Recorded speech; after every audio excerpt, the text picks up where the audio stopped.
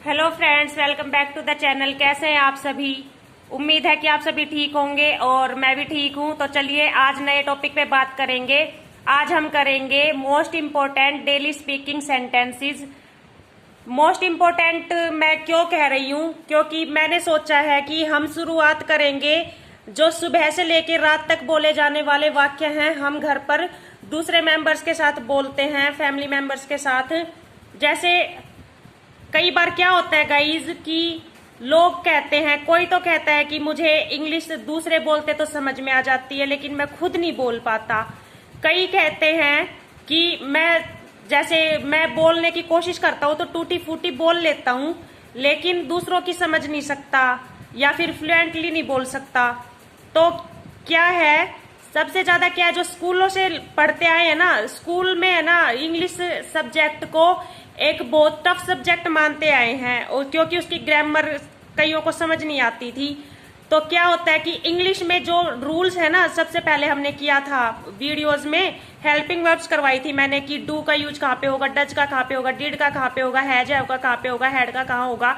ये सभी मैंने करवाए थे हेल्पिंग वर्ब जो, और मैंने बताया था कि वर्ब की कौन सी फॉर्म का यूज होगा। तो ये सभी तो क्या है कि फॉर्मूलाज है कि इंग्लिश बोलने के लिए कहाँ पे हेल्पिंग वर्ब आएगी। अभी बहुत सारी चीजें तो हमने की भी नहीं है, जैसे कि प्रोनाउंस भी नहीं किए, नाउंस भी नहीं किए। हम सब कुछ करेंगे लेकिन सबसे बड़ी बात क्या है इंग्लिश बोलने के लिए? सबसे जरूरी बात यह है कि प्रैक्टिस करनी चाहिए। जैसे रूल्स वाली बात तो मैं करूँ, रूल्स तो मैथमेटिक्स में होने चाहिए। मैथमेटिक्स के जब हम सवाल करते हैं तो वहां पर होता है, रूल्स पता होने चाहिए, तब कोई भी जो क्वेश्चन होगा मैथ का वो सोल्व करेंगे, वो सोल्व कर सकते हैं। लेकिन इंग्लिश में क्या है, एक बार प्रैक्टिस हो जा, एक बार मतलब आप बार बार प्रैक्टिस करेंगे ना तो आपको समझ में आएगा कि कैसे बोली जाएगी। जैसे आज हम शुरू करेंगे सुबह से लेकर रात तक बोले जाने वाले सेंटेंसेस। जैसे कि हम घर पे बोलेंगे किसी को कि मेरा नहाने का टाइम हो गया, it's a time to take a bath, चप्पल पहन लो, तो कहेंगे wear the slippers, wear your slippers. और जैसे बहुत सारे सेंटेंसेस हैं डेली स्पीकिंग के। तो चलो हम पहले कोशिश करेंगे, एक बार पहले वैसे डिस्कशन कर लेते हैं जो हेल्पिंग वर्ब मैंने पहले आपको करवाई हैं उनकी।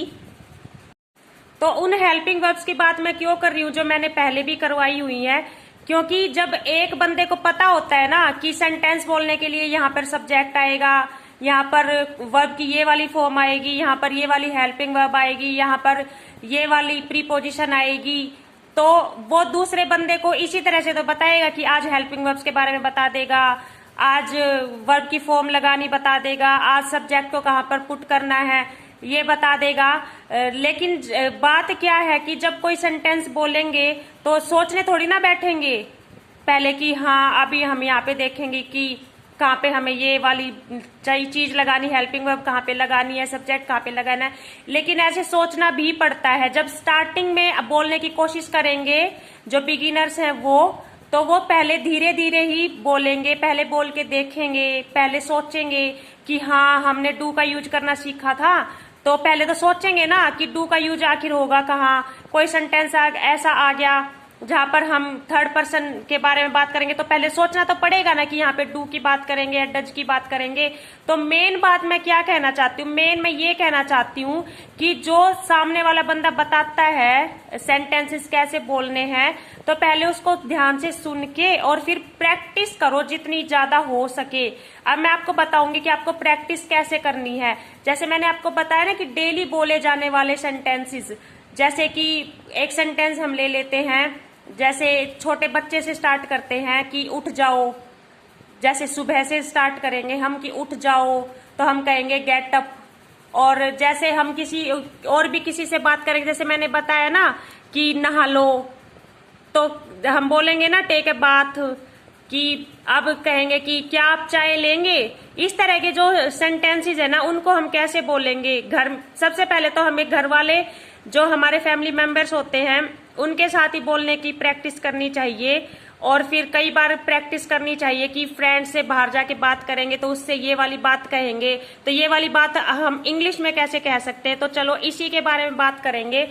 देखो पहले हमने की थी हेल्पिंग वर्ब्स के बारे में बात, जैसे मैंने इज एम आर को ले लेते हैं, तो आपको पता ही है इज किसी प्लूरल चीज के साथ लगेगा, इज किसी सिंगुलर चीज के साथ लगेगा, आर किसी प्लूरल चीज के साथ लगेगा, एम सिर्फ आई के साथ लगेगा। इस तरह के सेंटेंसेस जो हैं हम बोर्ड पे समझने की कोशिश करेंगे। तो चलिए शुरू करते हैं। तो फ्रेंड्स, अभी मैंने जो सेंटेंसेस लिखे हैं ये लिखे हैं विदाउट रूल, और रूल्स से भी हम बाद में समझने की कोशिश करेंगे ताकि आपको प्रैक्टिस करने में कोई भी परेशानी ना हो। पहले एक बार मैंने ये जो सेंटेंसेस लिखे हैं ये देख लो आप। जैसे मैंने पहला सेंटेंस लिखा है, सुबह के 5 बज गए, उठ जाओ अब। तो हम उसको कैसे बोलेंगे? It's 5 in the morning, get up now. और दूसरा सेंटेंस मैंने लिखा है, चाय पियेंगे क्या? तो उसको कैसे बोलोगे? Will you drink tea? नहाने जाओ, गो टू बाथ। नाश्ता कर लो, हैव ब्रेकफास्ट। ब्रश कर लो, ब्रश योर टीथ। बाहर खेलने जाओ, गो आउट टू प्ले। कपड़े धो लो, वॉश क्लोथ्स। आप कितनी देर तक सोएंगे? How long will you sleep? जल्दी उठो, वेकअप अर्ली। चबा चबा कर खाओ, च्यू एंड ईट। कमरा समेटो, टाइडी अप द रूम। चलो अब हम करेंगे सेंटेंसेस रूल्स के हिसाब से। तो पहले मैं लिख लेती हूँ, फिर आपको बताऊंगी कि ये सेंटेंस ऐसे कैसे बना। फ्रेंड्स, मैंने सेंटेंसेस भी लिखे हैं और रूल्स भी साथ में लिखे हैं, क्योंकि रूल्स से बताऊंगी मैं आपको कि ये ट्रांसलेशन कैसे करी है। पहला सेंटेंस देखो, अभी मैं सो रही हूं। तो देखो मैंने ट्रांसलेट किया है, I am sleeping right now. तो देखो ये जो रूल है ये हम कर चुके हैं पहले भी। सब्जेक्ट के साथ इज एम आर, इनमें से कोई एक, वर्ब की फर्स्ट फॉर्म के साथ आईएनजी, साथ में ऑब्जेक्ट। देखो सब्जेक्ट हो गया आई के साथ हमने लिख लिया एम। वर्ब की फर्स्ट फॉर्म हो गई स्लीप, साथ में लगा दिया आईएनजी और लिखा है ना अभी, तो आ जाएगा राइट नाउ। सेकंड देखो, मैं 6 बजे उठ जाऊंगी, ये है फ्यूचर का। तो देखो सब्जेक्ट के साथ शैल या विल में से एक, वर्ब की फर्स्ट फॉर्म के साथ ऑब्जेक्ट। आए सब्जेक्ट हो गया, आई के साथ विल लगाओगे तो भी गलत नहीं होता, लेकिन मैंने शैल लिख दिया। आई या वी के साथ शैल लिख सकते हैं, आई शैल। फिर है वर्ब, मतलब उठना, मतलब गेट अप। फिर उसने टाइम बताया 6 बजे, तो लिखा है एट 6 o'clock। मेरी मम्मी कल बाजार गई थी, मैंने क्या लिखा है? सब्जेक्ट के साथ वर्ब की सेकंड फॉर्म के साथ ऑब्जेक्ट। सब्जेक्ट है माई मदर, सेकंड फॉर्म है वर्ब की जाना, तो वेंट। कहाँ पे गई थी? बाजार। टू द मार्केट, कब? कल, तो yesterday. My mother went to the market yesterday. क्या तुम सच बोलते हो? ये मैंने डू और डज का यूज करके 2 सेंटेंसेस अलग अलग लिखे हैं। सबसे पहले डू का बता दूंगी कि तुम, आए, जैसे कि मैं, तुम, इन सब के साथ आएगा डू और बाकी सब के साथ आएगा डज। देखो, क्या तुम सच बोलते हो? Do you tell the truth. तो डू या डज में से हमने डू लिख दिया, सब्जेक्ट के साथ वर्ब की फर्स्ट फॉर्म ऑब्जेक्ट। और ये देखो, क्या वह झूठ बोलती है? अब देखो मैंने लिखा है डज सी लाई। तो फ्रेंड्स, आज की वीडियो में तो मैं इतना ही करवाना चाहती हूँ, लेकिन अब मैं ये जब करवा रही हूँ तो बहुत सारे सेंटेंसेस, बहुत ही सारे, इतने सारे कि मेरे मन में अब आया हुआ है कि सेंटेंसेस अच्छी तरह से आपको बता दूं कि कैसे बनते हैं, इंग्लिश कैसे बोली जाती है। लेकिन हम इसके अलावा 2-4 वीडियो और भी कर लेंगे, बहुत सारी वीडियोज कर लेंगे इसी टॉपिक के ऊपर। लेकिन अभी आपको ये वाली वीडियो पसंद आई हो तो जाते जाते लाइक करके जाइए और मुझे बताइए, और हो सके तो कमेंट में भी सेंटेंसेस बताइए।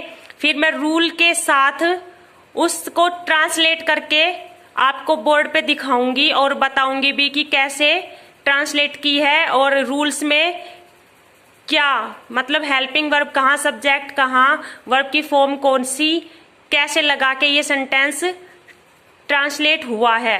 तो चलिए आज की वीडियो में तो इतना ही, और हम इस टॉपिक को आगे तक लेके जाएंगे जब तक आपको अच्छे से बोलना नहीं आ जाएगा।